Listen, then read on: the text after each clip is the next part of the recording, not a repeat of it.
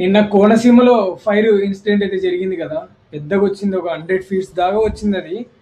వాళ్ళు వీడియో పెడుతున్నాగానే నాకైతే చాలా భయ, అసలుకి ఎట్లా అనిపిస్తుంది ఆ వీడియో చూస్తుంటేనే. మీరు కూడా చూడండి ఒకసారి. వాళ్ళు ఫైర్ ఆర్పడానికి వచ్చిన వాళ్ళ అసలుకి వాళ్ళే భయపడుతున్నారు. అప్పుడప్పుడు స్టార్ట్ అవుతుంది అది, అప్పుడప్పుడు స్టార్ట్ అయ్యి ఒక్కటేసారి బ్లాస్ట్ అవుతుంది. 100 feet దాకా వచ్చింది అది. చుట్టూరు పొలాలు, అక్కడ వర్క్ చేసుకునే, మామూలుగా పొలం వర్క్ చేసుకునే వాళ్ళకి ఏమైనా అవుతుందేమో అని నేను వీడియో చూస్తుంటేనే నాకు ఎట్లా అనిపిస్తుంది అసలుకి.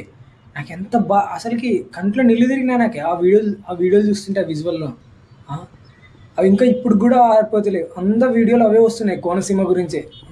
ఇట్లాంటివి ఏమైనా ఇన్సిడెంట్స్ జరిగినప్పుడు కొంచెం దూరంగా ఉండండి ప్లీజ్. అర్థం చేసుకున్నాను ఎందుకు చెప్తున్నానంటే, చాలామంది ఇట్లాంటివి చూస్తే భయపడుతున్నారు. అక్కడికి వచ్చిన ఫైర్ వాళ్ళే అసలు వదిలేసి ఉరుకుతున్నారు ఒకసారి.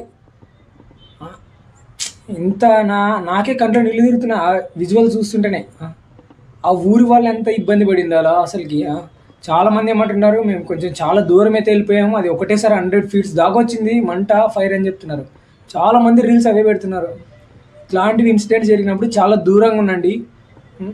నేనైతే ఎంతమంది దాంట్లో పోతారేమో అనిపించింది నాకు. ఎందుకంటే అసలు అది అంత తొందరగా వచ్చింది. ఆ ఫైర్ వాళ్ళు ఆర్పడానికి వచ్చిన వాళ్ళు ఉరికెత్తుకొని వస్తున్నారు, అసలు పరిగెత్తుకుంటా, కేకలు, అరుపులు. అసలు ఎట్లుంది. ఇట్లాంటి జరిగినప్పుడు కొంచెం కేర్ఫుల్గా అయితే ఉండండి.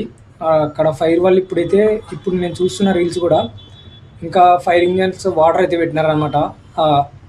అదంతా ఫైర్ కొంచెం కూల్ కావడానికి, అది ఆరిపోవడానికి కొంచెం టైం అయితే పడుతుందంట. ఇట్లాంటి ఇన్సిడెంట్ జరిగినప్పుడు చాలా దూరంగా అయితే ఉండండి ప్లీజ్, కేర్ఫుల్గా అయితే ఉండండి. Thank you so much.